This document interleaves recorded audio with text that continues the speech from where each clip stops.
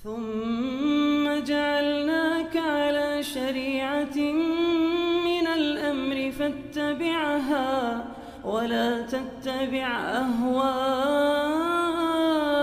الذين لا يعلمون. Dalil dari orang-orang yang membolehkan, yang paling masyhurnya saja, di antara dalilnya yang paling populer. Jadi kalau ada yang bertanya, bagaimana kalau berdalil dengan ayat? Qul bi fadlillahi wa bi rahmatih fabidzalika falyafrahu huwa khairun mimma yajma'un. Katakanlah dengan keutamaan Allah dan dengan rahmatnya. Dengan hal itulah mereka bergembira. Itu lebih baik dari segala dunia yang mereka kumpulkan. Nah, mereka katakan bahwa keutamaan Allah dan rahmatnya. Dari rahmat Allah subhanahu wa ta'ala adalah Rasulullah sallallahu alaihi wasallam. Maka memperingati lahirnya beliau itu bagian dari apa? Bergembira dengan apa? Keutamaan dan rahmat Allah subhanahu wa ta'ala. Jawabannya, ini sekarang dari mana dia dapat penafsiran seperti itu? Tidak ada seorang pun dari ahli tafsir yang menafsirkan seperti itu. Iya. Jangan merasa lebih pandai daripada Nabi dan para sahabatnya di dalam memahami ayat-ayat. Andai kata itu bagian dari makna ayat, pasti sudah sampai kepada kita. Itu yang pertama. Yang kedua, memang kalau dibaca di dalam buku-buku tafsir, tafsir Ibnu Jarir, Ibnu Katsir, Al-Baghawi, Al-Qurtubi, Ibnu Arabi dan selainnya, tidak ada seorang pun yang menafsirkan bahwa rahmat di dalam ayat ini adalah Rasulullah sallallahu alaihi wasallam. Bahkan kalau kita baca ayat sebelumnya itu kelihatan bahwa rahmat itu adalah Al-Quran. Itu yang disebutkan dengan apa? Dengan rahmat. Terkait dengan zat Nabi sendiri, maka tidak ada yang menafsirkannya seperti itu. Abu Sa'id Al-Khudri, Ibnu Abbas, bagaimana yang disebutkan oleh Al-Qurtubi, mereka berkata, keutamaan Allah adalah Al-Quran, rahmatnya adalah Islam. Dan dia mengatakan keutamaan Allah adalah Al-Quran, rahmatnya kalian dijadikan dari ahlul Islam. Karena itu Ibnu Al-Qayyim secara umum berkata, ucapan para as-salaf tentang keutamaan dan rahmat pada ayat ini, itu berputar pada makna Islam dan Sunnah. Berputar pada Islam dan Sunnah.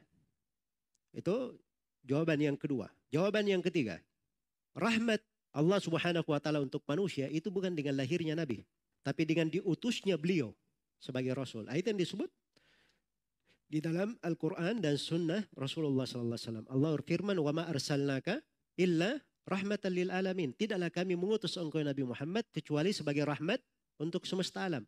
Kerasulan beliau diutus itulah rahmat bagi manusia. Jelas ya? Tidak disinggung masalah kelahirannya. Maka dari mana di sini ditafsirkan ayat ini terkait kita bergembira dengan kelahiran Nabi sallallahu alaihi wasallam. Nabi sallallahu alaihi wasallam dalam Sahih Muslim beliau berkata, inni lam ub'at la'anan, innama bu'ittu rahmah. Sungguhnya saya tidak diutus sebagai orang yang gemar melaknat, tapi saya diutus sebagai rahmat. Nah ini, diutus sebagai apa? Rahmat. Ya, rahmat itu pada keadaan beliau diutus oleh Allah subhanahu wa ta'ala. Muncul pertanyaan yang lain. Bagaimana dengan mereka yang berdalil dengan ayat? Inna Allah wa malaikatahu yusalluna ala nabi. Ya ayyuhalladzina amanu sallu alaihi wa sallimu taslima. Sungguhnya Allah dan para malaikatnya bersalawat kepada Nabi. Wahai orang-orang yang beriman, bersalawatlah kalian dan bersalamlah untuk Nabi sallallahu alaihi wasallam. Kata mereka, nah, ayat ini kita diperintah bersalawat dan apa? Memperbanyak salam. Dan maulid itu anjuran untuk banyak bersalawat kepada Rasulullah sallallahu alaihi wasallam. Jawaban yang pertama, tidak pernah ada dari para sahabat, para tabiin yang memahami ayat ini. Ada pembahasannya dengan pembahasan kelahiran Nabi sallallahu alaihi wasallam. Maka jangan menafsirkan penafsiran yang tidak pernah dikenal apa oleh para sahabat, para tabiin dan tabiut tabiin. Sebab itu artinya ada dua kemungkinan. Kamu lebih pandai daripada mereka, mereka keliru, kamu yang benar, atau mereka yang benar tidak menerangkan hal tersebut karena memang tidak ada hubungannya dan kalian yang keliru. Baik, jawaban yang kedua, bersalawat kepada Nabi sallallahu alaihi wasallam itu disunnahkan pada setiap waktu. Disunnahkan pada apa? Setiap waktu, bukan di acara kelahiran Nabi Muhammad sallallahu alaihi wasallam saya. Karena itu kata Nabi sallallahu alaihi wasallam dalam hadits riwayat Muslim, "Man shalla alayya salatan sallallahu alaihi biha asyran." Barang siapa yang bersalawat terhadapku satu salawat, maka Allah akan bersalawat untuknya dengan satu salawat ini sebanyak 10 kali. Muncul pertanyaan yang lain. Bagaimana kalau mereka berdalilkan dengan hadits bahwa Nabi sallallahu alaihi wasallam ketika ditanya tentang puasa hari Senin, kata beliau, "Dzalika yauma wulidtu fihi wa unzila alayya fihi. Maka beliau berkata itu adalah hari saya dilahirkan dan hari diturunkan wahyu padaku. Ini dalilnya yang paling sering dipakai. Bahkan kalau ada yang ditanya tentang maulid secara ringkas, apa dalilnya? Paling ini hadits yang disebut. Iya, ini hadits yang dia sebut.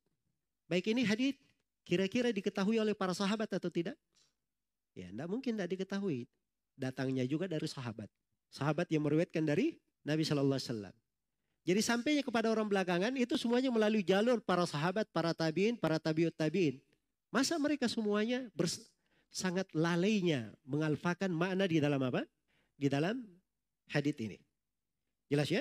Baik. Jawaban yang kedua. Kalau yang diinginkan bahwa merayakan maulid itu adalah kesyukuran terhadap nikmat lahirnya Nabi. Katanya Nabi, karena itu adalah hari lahirnya, maka beliau pun berpuasa di situ, bersyukur. Menunjukkan kalau kita mengadakan ibadah yang lain boleh saja. Bagus. Sebab Nabi melahirkan apa? Hari lahirnya. Ini dikatakan kepada mereka, kalian ini sudah lancang. Nabi saja hanya apa? Hanya berpuasa. Andai kata ada syariat yang lain, Nabi pasti akan apa? Nabi akan terangkan.